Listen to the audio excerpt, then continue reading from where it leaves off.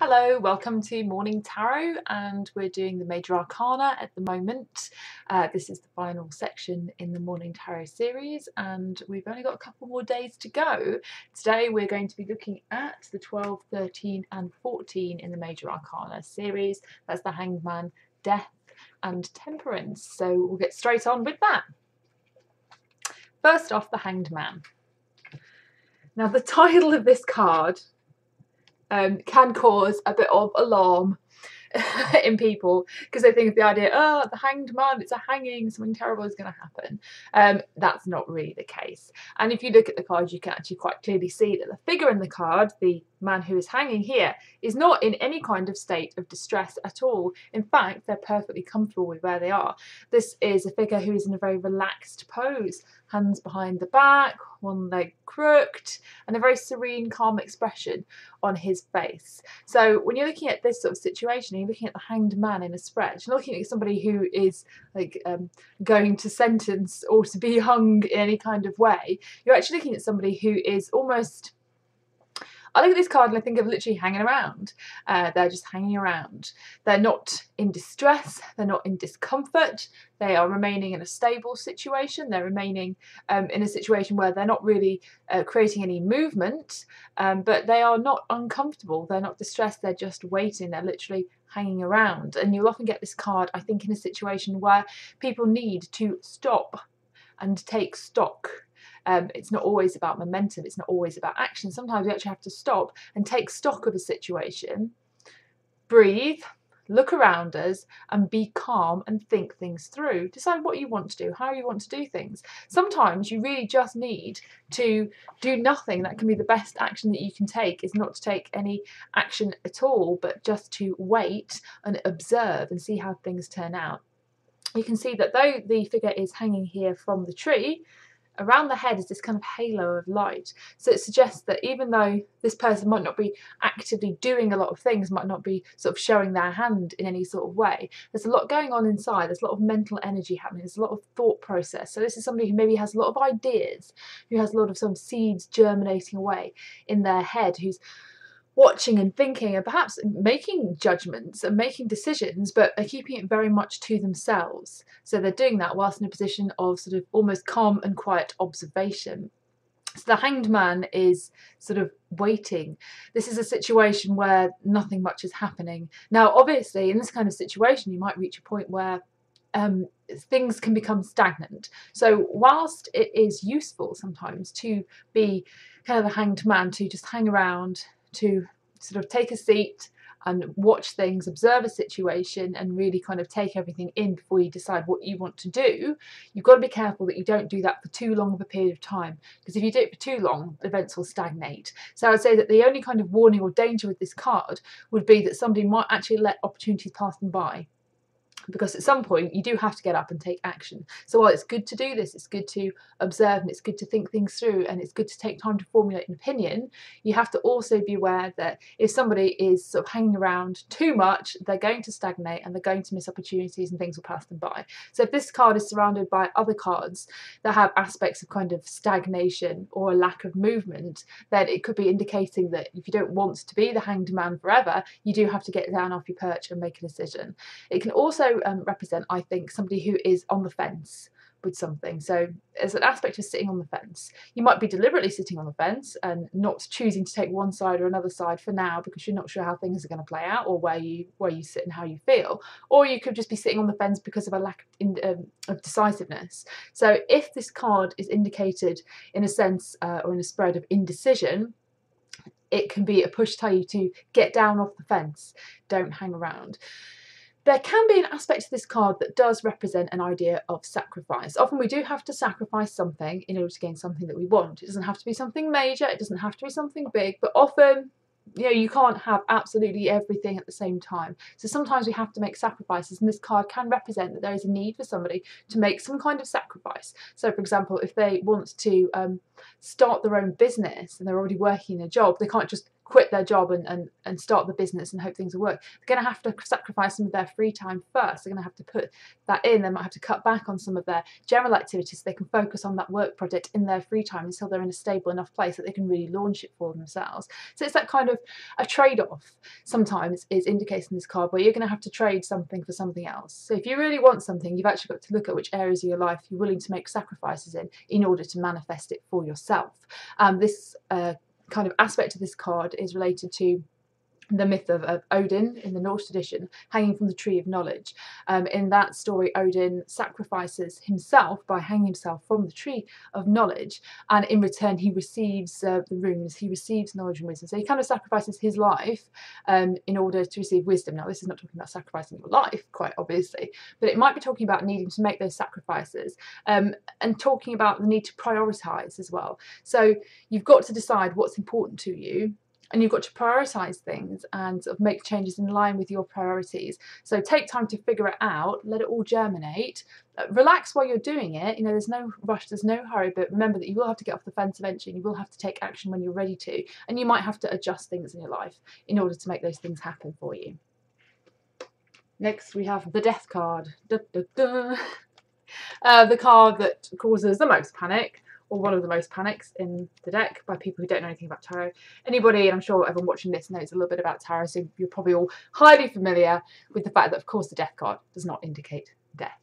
The Death card actually can have a lot of positivity in it. It can be more positive than some of the other cards, but it's not an easy card, having said that. So Death. The Death card represents change. When you see this card in a spread, you're looking at a big change. It could be a change in somebody's life, a change in their circumstances. It could be the ending of a relationship. It could be a movement somewhere. It could be a business change. It could be a change that seems frightening, like the ending of a relationship or losing a job or something like that.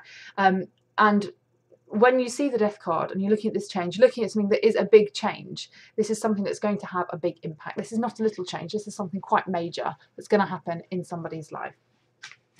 Death, the card here is really kind of dominated by the colours of black and white.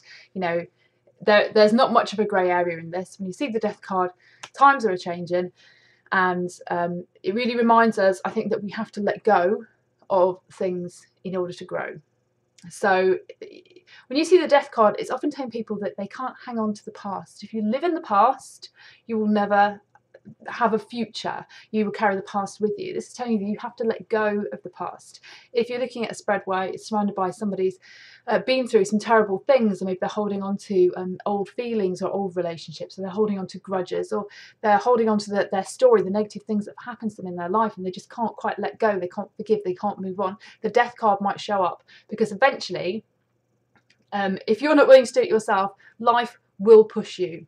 And so if there's something that you need to address, there's a part of your shadow that you have been repressing, that you haven't been looking at, that you've been trying to pretend isn't there, life will gradually build up, it will build things up, and if you still refuse to address something, if you still refuse to look at something that needs to change, and you still refuse to do the work, life is going to give you a push, and it's going to put you in a situation where you have to face up to things, and you have to face. And once you've faced something with the Death card like that, when you've looked at a change, you've looked at the changes that need to be made, and you've let go of something, you're actually looking at an amazing renewal, and the relief that comes with this card sometimes is extraordinary. It's a catharsis. It's really kind of almost going through things that can be difficult or painful to go through, these sorts of changes, but once you've been through them, the relief, the kind of peace inside makes it worth the while. Death is the great leveler.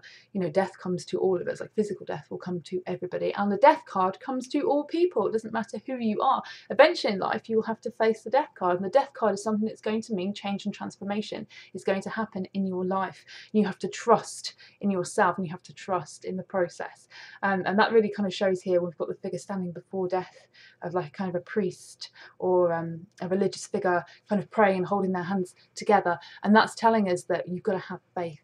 You know, you can't fear change, you can't fear transformation, even if it's scary. Have faith in yourself and have faith in the process, and know that this is going to bring on something that is much better. We've got to clear out the cobwebs, we've got to clear out all of our internal clutter if we really want to kind of shine The promise of that is here in the background between these two towers, and I think I've mentioned before, towers and pillars in the tarot deck represent that difference between the outer world and the inner world, your conscious and your subconscious, that change of state. And the sun is rising in the background. It's showing you that when you've gone through this process of change, something bright is promised in the future for you. You'll see the figures that kind of are lying beneath death here. There are a boy, a girl, man, woman, because it's saying that death does come to all of us. This death card will come to all of us in our lives, and it will bring much needed change. It can be a huge breath of fresh air, massive. You know, death himself is a skeleton. That's telling you that you have to strip things down to the bare bones. Sometimes you really have to go down to the bare bones of a situation, really clear everything out and look at what's going on inside and underneath, and understand the need for that sort of transformation and that sort of change. So approach this card with a positivity, and remember that the death card brings with it a lot of lessons about life, and change is positive, even if it's painful, even if you don't want to face it at the time. Ultimately, when you've been through a change and you've been through an experience like that, you look back and you realise that it was actually one of the best things that ever happened to you. And finally for today we have Temperance. Temperance here, as you can see, is an angel. On the head of the angel, it almost looks like one of those kind of little lights that you see doctors wearing, or represented as being wearing sometimes. The angel is sort of floating or standing, one foot in the water and one foot on the ground, with flowers growing, a path leading up to a sunrise in the background, and is holding cups. Remember, cups are the suit of water and emotion. There's a lot of water in this card, and the angel is this sort of serene presence, and gently tipping water from one cup into another cup and back into the other cup again.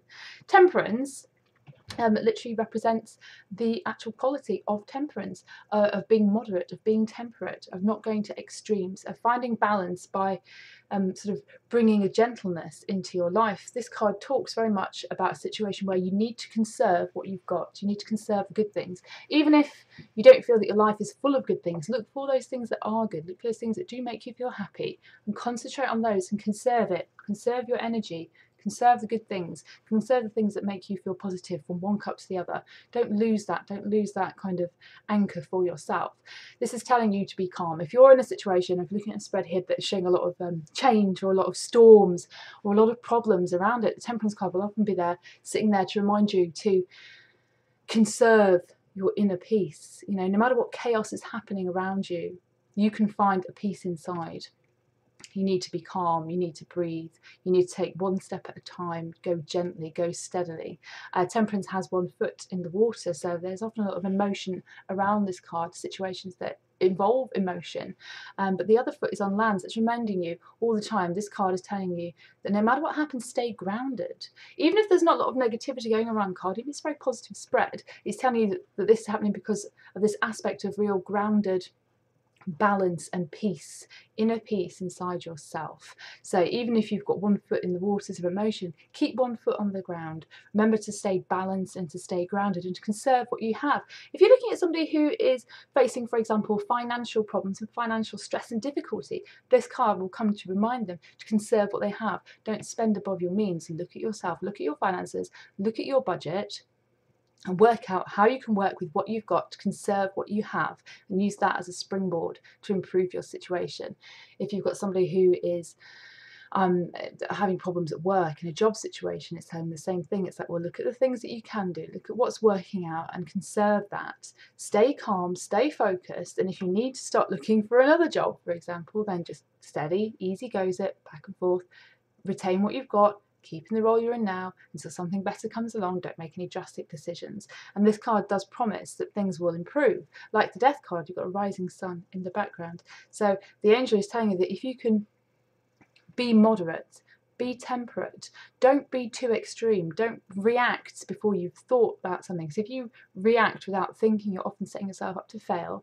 Stay calm, stay focused, conserve the good things in your situation, conserve the things that you have, and always keep grounded and try and retain inner balance. And if you can do that, no matter what situation you might be in, there is an easy path out that is going to lead you into the sun. So keep a cool head and stay calm. All right, well, have a lovely day, everybody, and I will see you again tomorrow. Bye.